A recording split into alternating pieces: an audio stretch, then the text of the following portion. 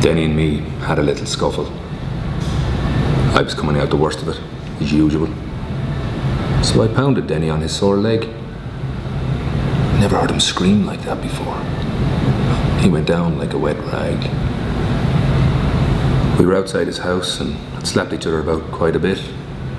Grass stains, bruises, mud from head to foot, clothes ripped to shreds.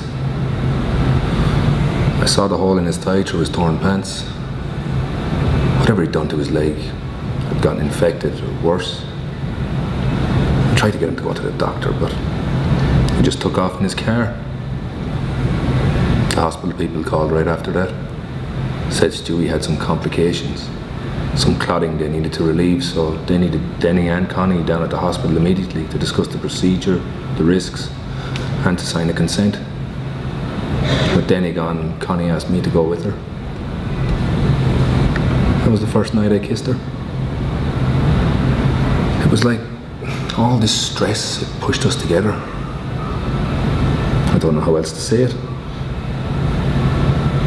The worst thing I could have done, I did it at the worst possible time, and I just let it happen and blamed it on the rain.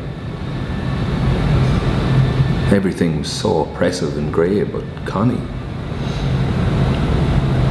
was the only daylight I'd seen in weeks, I swear.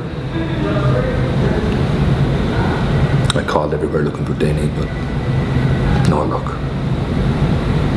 There was nothing more we could do at the hospital. One signature was all they needed to okay the procedure on Stewie, and after they did it, it was limbo again. Waiting and more waiting, till the anesthesia wore off. Then this nurse came into us and she said, "We won't know anything else until morning. You may as well go home and get some rest, Mr. and Mrs. Lombardo." Neither Connie or I corrected her. We just walked out through the hospital, hand in hand, and little Noel asleep on my shoulder.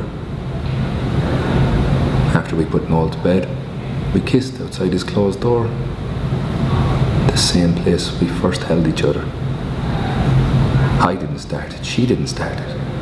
We just kind of fell into it and couldn't let go. She took me by the hand then and led me to the bedroom. Denny's bedroom. Denny's bed. And it wasn't just lust. We both needed to be inside of something other than our own skins that night. Curled around each other, we listened to the rain drumming on the roof. Neither of us slept a wink. There was this bright flash of lightning, and I shot up into bed. I swore I saw Denny standing in the bedroom doorway. I got up and looked around, but I saw nothing. Connie thought I was crazy. Denny had been limping so bad we would have heard him come in. She told me, "Come back to bed," but I couldn't. I went to look for him. I had an idea where he might be.